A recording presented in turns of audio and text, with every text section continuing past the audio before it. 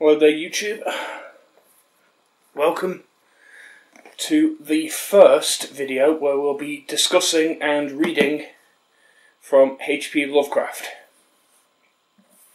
the Tales of Horror.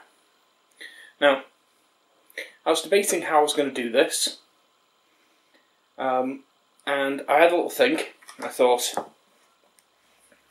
a few ways I can do this. I can read this and do it kind of like a montage, where I read my book and I just speed up me reading so that I'm reading on camera, but you see you see what is going to be however long it takes me to read in the space of a minute or so, and then I talk about it. Or I could read aloud. I'm not sure how good I'd be at reading aloud.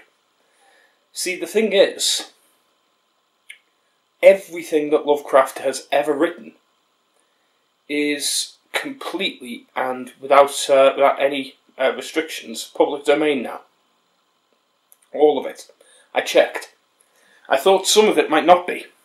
I thought some of it might still have some copyrights. But no, every single thing he's written is public domain under British law. That means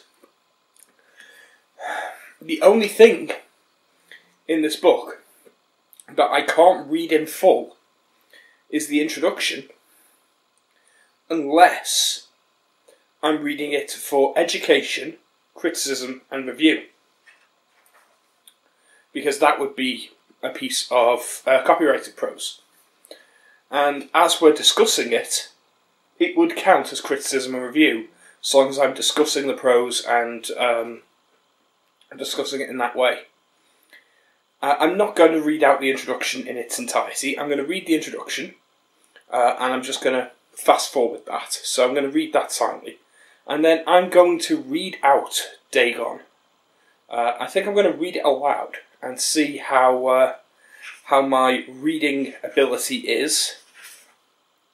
See if I'm any good as an orator. And that means that you can experience the story yourself, and then we can discuss it. So let's see what we think. I'm going to read the introduction and then I'll be back with you.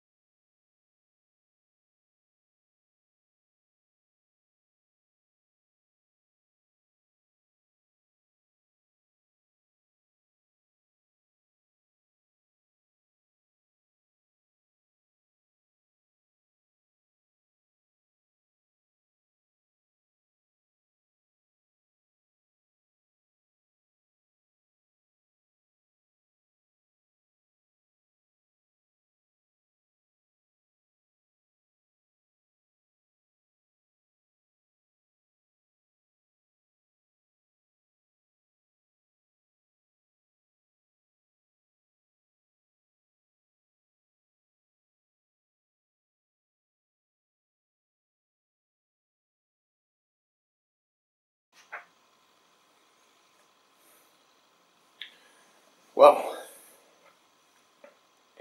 what I can say is that this introduction is particularly good. It's only a few pages long, but it goes into all the key areas of Lovecraft's life, and it does it with a decent degree of care. So I would say that if you are going into Lovecraft's writing without knowing too much about him, this will give you a good feel for who he was and what he was like. So I can say that there was nothing in there that I didn't already know, but it was a fascinating read. It was well written. It was not filled with too much faint praise. but it was not. It was not too condemning, and it would be very easy to condemn Lovecraft. Lovecraft is well known for his racism, obviously, so that is something that is very easy to condemn. But it does put things into perspective, and I'm still of the opinion that Lovecraft, whilst he exhibited racist opinions, was not actually a racist. I believe that he was a xenophobe, that he was afraid of other people, and that he was an agoraphobe and xenophobe. He was afraid of other people, he was afraid of things that were different from him, and that manifested in racist behaviour. But he wasn't actually racist in the way that we think. He didn't hate other races just for being another race. If that was the case, he wouldn't have married an immigrant Jew. I firmly believe that it was just that he felt so bothered by anything outside of anything that was the norm for him. And I do put it down to the fact that he had such a strange upbringing. I think that he internalised that both of his parents ended up going insane and ended up in an insane asylum. One when he was very young, and that he felt that he needed to shield himself from everything that was outside of the ordinary. So I do wonder whether or not that is the reason. We'll more likely never know. But he internalised a lot of things, I think. And I don't think that it was hatred of other races. I think it was something far grander that he then attributed to other races that ended up manifesting as racism. I don't think it was racism in and of itself. I think it just ended up manifesting that way.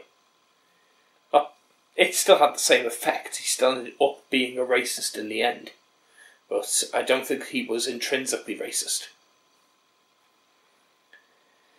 Anyway, we have the first story, and like I say, it's really very short. It is actually only 1, 2, 3, 4. It is only 5 pages long, so it shouldn't take too long to read. And I'm going to have a go at reading it aloud and see if it's any good. If it turns out that when I come to edit this, I hear this back and go, this sounds absolutely awful, I'm just going to skip this bit and give my thoughts. Because I've never really done a live reading before, so I have no idea if this is going to be any good. But let's see.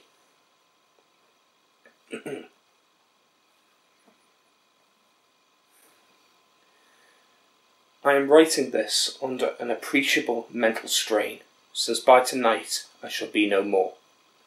Penniless, and at the end of my supply of the drug which alone makes my life endurable, I can bear the torture no longer, and shall cast myself from this garret window into the squalid street below.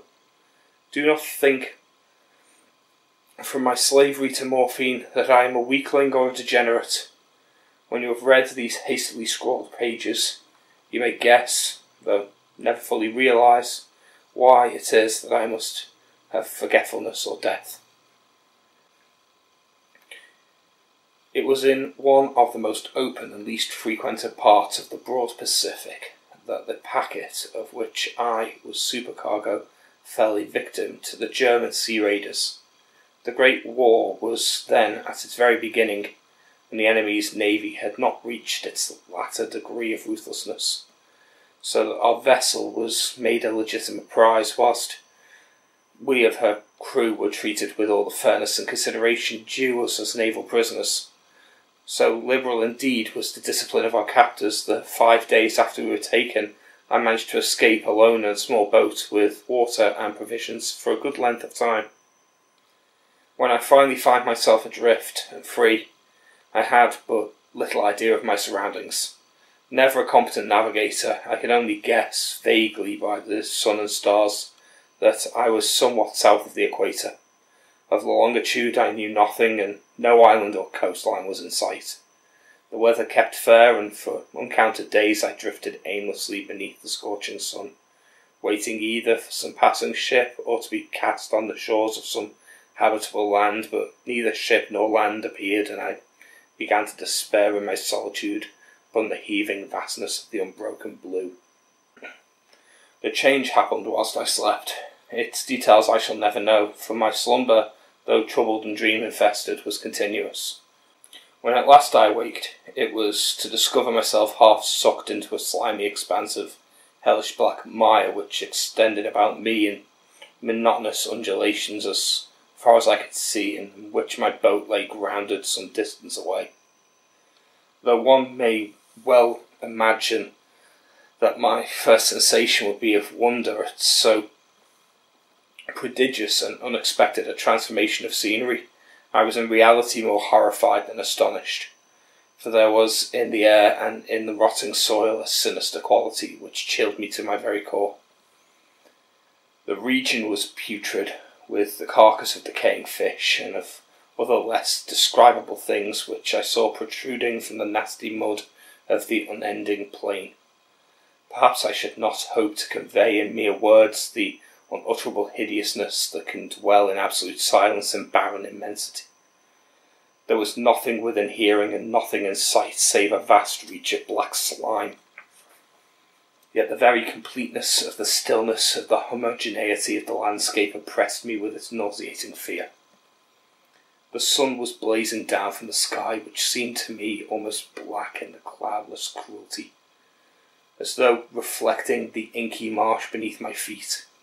As I crawled into the stranded boat, I realised that only one theory could explain my position.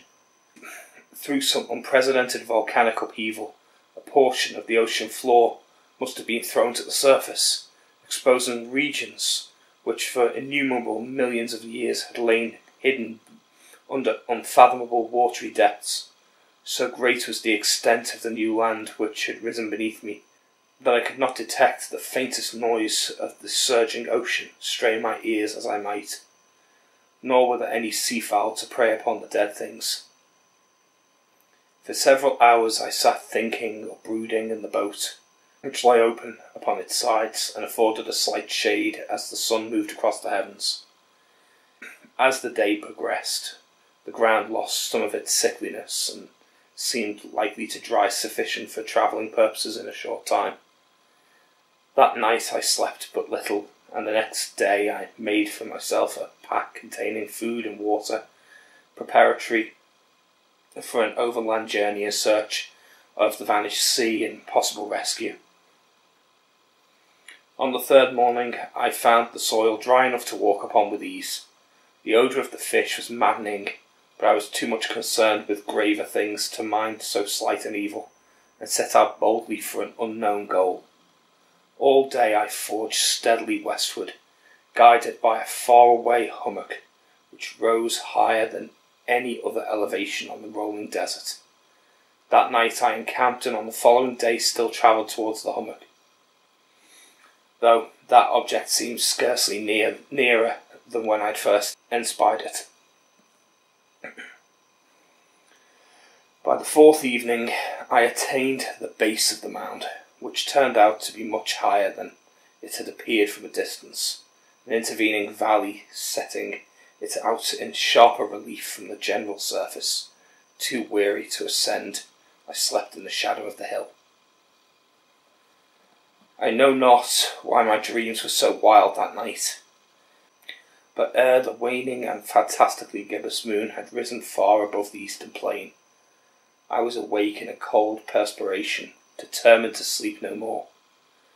Such visions as I had experienced were too much for me to endure again, and in the glow of the moon I saw how unwise I had been to travel by day.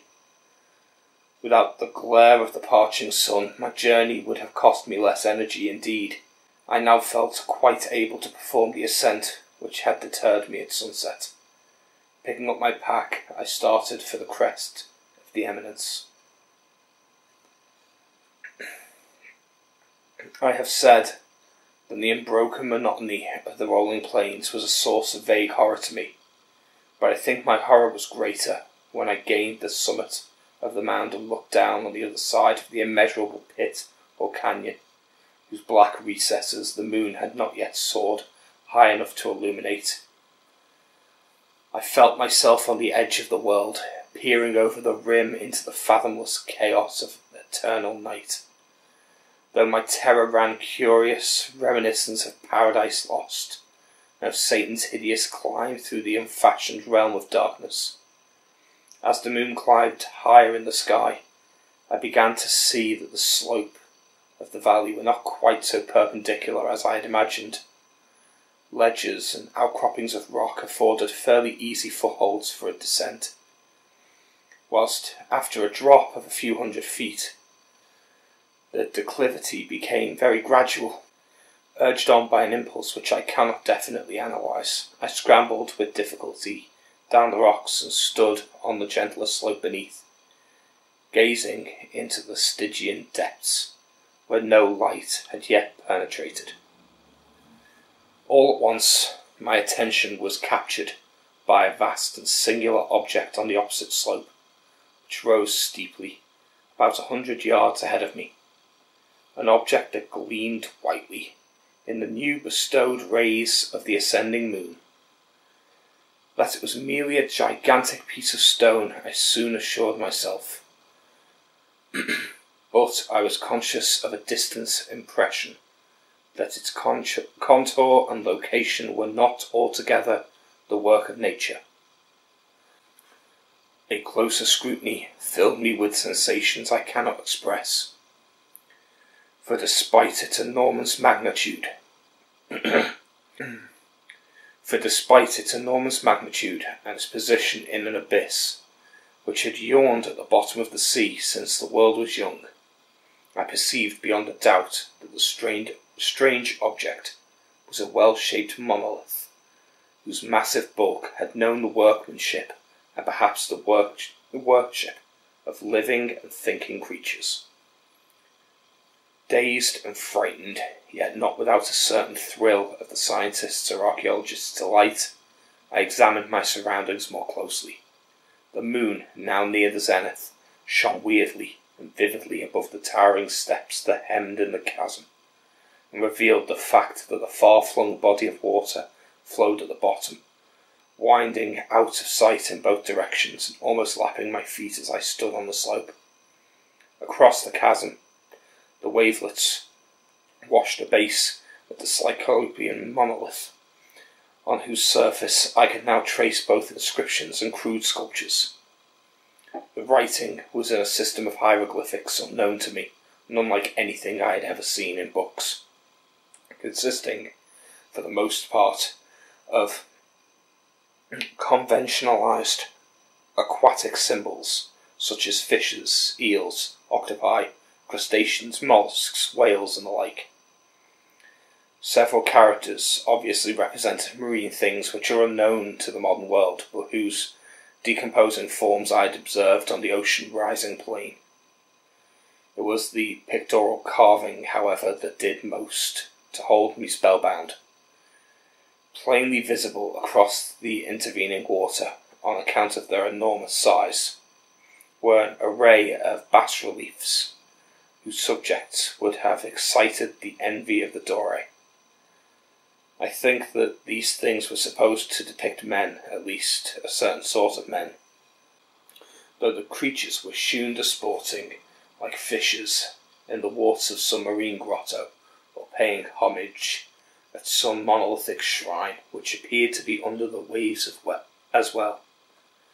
Of their faces and form I dare not speak in detail, for the mere remembrance makes me grow faint. Grotesque beyond the imagination of a Poe or Bulwer, they were damningly human in general outline, despite webbed hands and feet, shockingly wide and flabby lips, glassy, bulging eyes, and other features less pleasant to recall. Curiously enough, they seemed to have been chiselled badly out of proportion with their scenic background, for one of the creatures was shewn in the act of killing a whale represented as but little larger than himself, I remarked, as I say, their grotesqueness and strange size, but in a moment decided that they were merely the imaginary gods of some primitive fishing or seafaring tribe, some tribe whose last descendant had perished years before the first ancestors of the Pit Down or Neanderthal men were born. Awestruck at this unexpected glimpse into a past beyond the conception of the most daring anthropologist, I stood musing whilst the moon cast queer reflections on the silent channel before me. Then suddenly I saw it. With only a slight churning to mark its rise to the surface, the thing slid into view above the dark waters. Vast, Polyphemus-like and loathsome, it darted like a stupendous monster of nightmares to the monolith, about which it flung its gigantic scaly arms. But while it bowed its hideous head and gave vent to certain measured sounds, I think it went mad then. Of my frantic ascent of the sloping cliff, and of my delirious journey back to the stranded boat, I remember little. I believe I sang a great deal, and laughed oddly when I was unable to sing. I have indistinct recollection of the great storm some time after I reached the boat at any rate. I know that I heard peals of thunder and other tones which nature utter only in wild and terrible moods. When I came out of the shadows, I was in a San Francisco hospital, brought thither by the captain of an American ship, which had picked up my boat in mid-ocean. In my delirium I had said much, but found that my words had been given scant attention. Of any land upheaval in the Pacific my rescuers knew nothing, nor did I deem it necessary to insist upon a thing which I knew they could not believe. Once I sought out a celebrated ethnologist and amused him with peculiar questions regarding the ancient Philistine legend of Dagon the fish god. But soon perceiving that he was hopelessly conventional, I did not press my inquiries. It is at night, especially when the moon is gibbous and waning, that I see the thing. I tried morphine, but the drug has given only transient keys, and has drawn me into its clutches as a hopeless slave. So now I am to end matters, having written a full account for the information or the contemptuous amusement of my fellow men. Often I ask myself if it could not have all have been pure phantasm, a mere freak of fever, as I lay sun-stricken and raving in an open boat after my escape from a German man-of-war.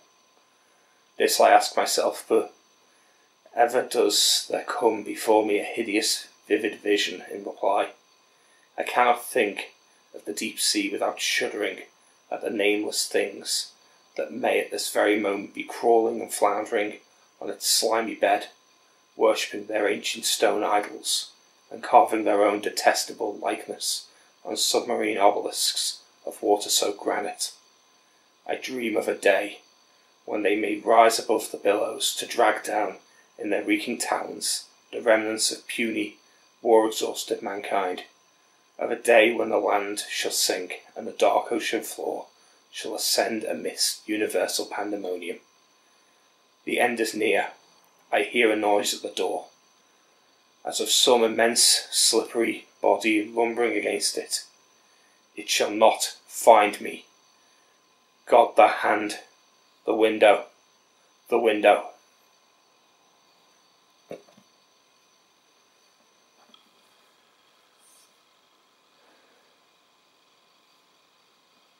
And that was Dagon.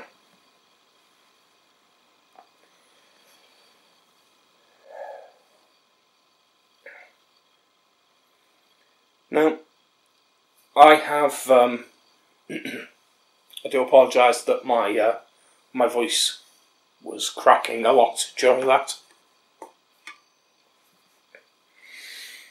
Turns out I'm not one for reading aloud.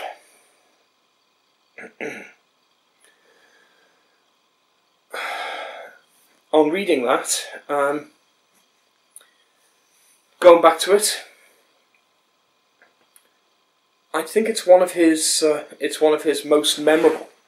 It's shockingly short, and yet it's very punchy. It's got a great feel to it. It doesn't take much to imagine. Just this person stranded out at sea, and then suddenly they're able to see this vision of this strange world that they're allowed to glimpse, and then they can't live with the knowledge that there is this other world that is going to consume us. It's an existential fear, and it's very, very well told, given that it's told in 5 pages. Stories like that, I think, are quintessential Lovecraft, because it's very easy to read. At no point does that feel difficult to read. It's over 100 years... Well, is it over 100 years old? It's not quite 100 years old. And it doesn't feel that old. It doesn't feel like it's an aging piece of work. But it does feel like it's a piece that has a classic air to it.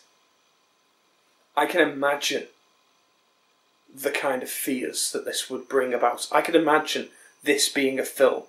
You could make that story into a full-length feature film. I'm sure someone's tried. I could imagine a person. It would be very easy to make a person in a wartime. I'd probably modernise it a little, move it to World War II, simply because World War One doesn't work quite so well, because a lot of people aren't familiar with World War One.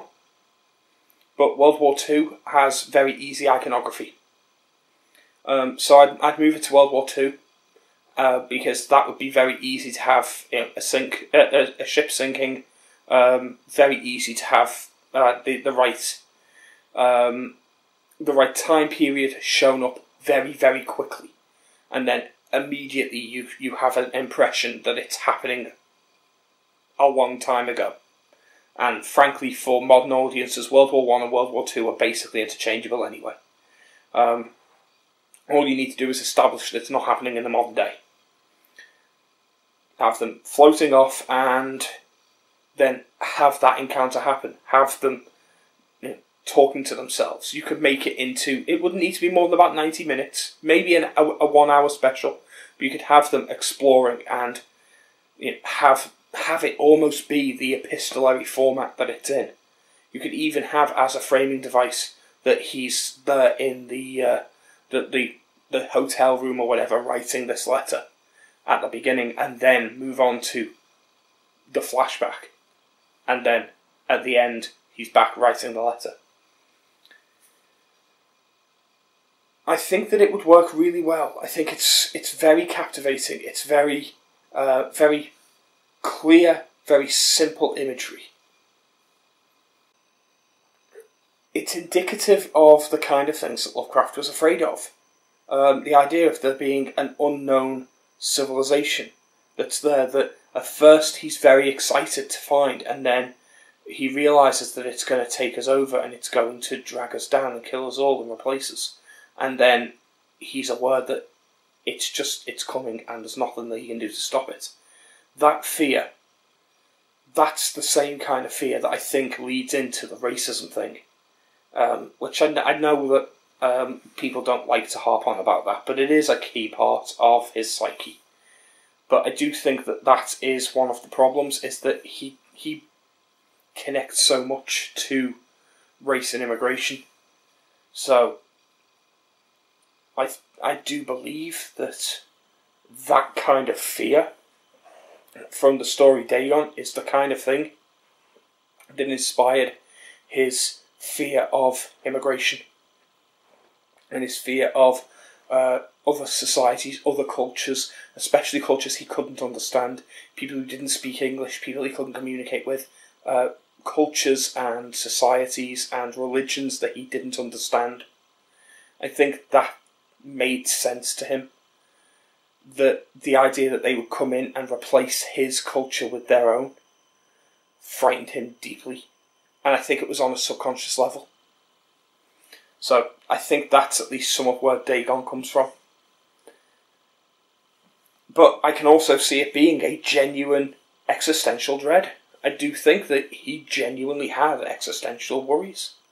I think that he genuinely did contemplate, what if humanity was just so tiny and so insignificant?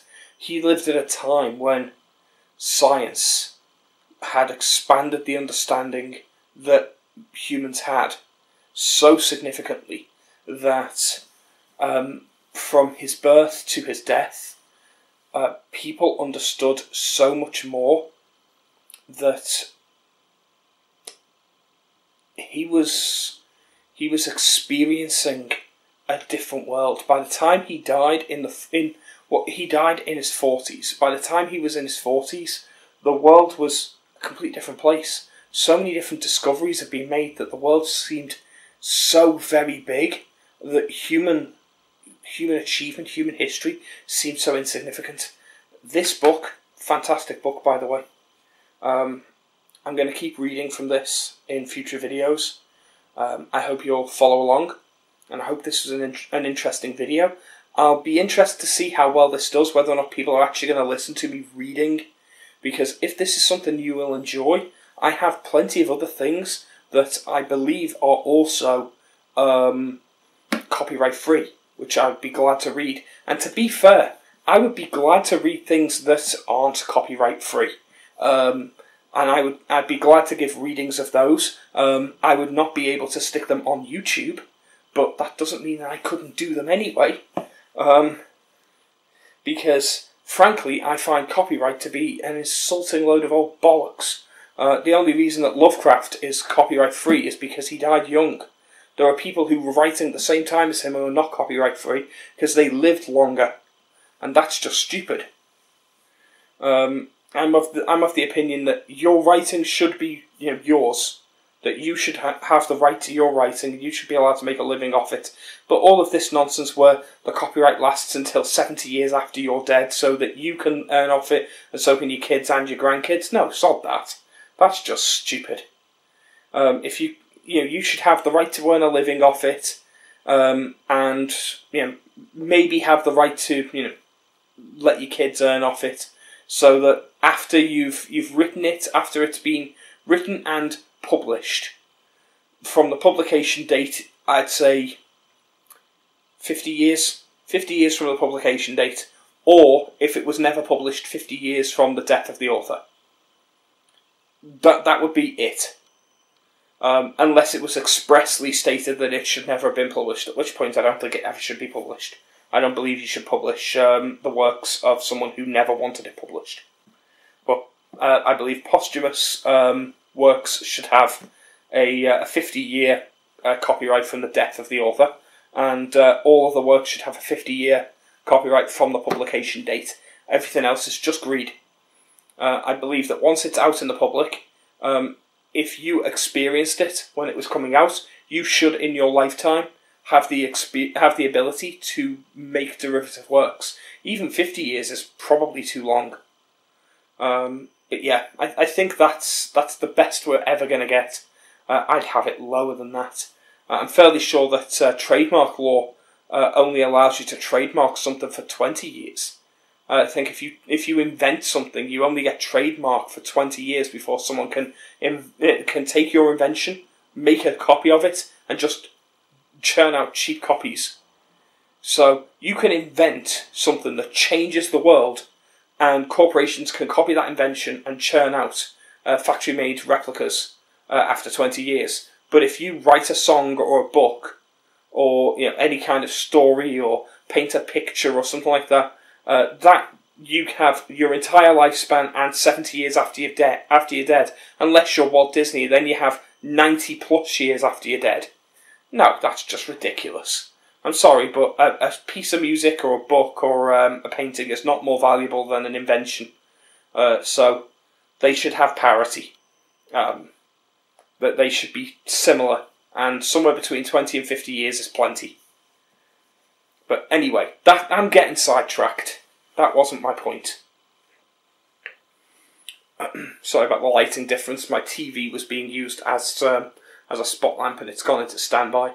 I've got sidetracked anyway. My point was, I'm going to read some more Lovecraft in future videos, and I've got other things as well that I'm also going to read from, and I think that'll be interesting. I've got other short stories I may read from. There are some that I can't do for copyright reasons. I can't do publicly here, but that doesn't mean I can't do them full stop. I will find out ways that I can get away with doing it without getting into any legal trouble. But we'll see what I can get away with. Anyway, I'll see you guys some other time, and hopefully this was an entertaining video. And give me your opinions on Lovecraft and Dagon, and I'll look forward to hearing what you think. Until next time, talk to you later. Bye.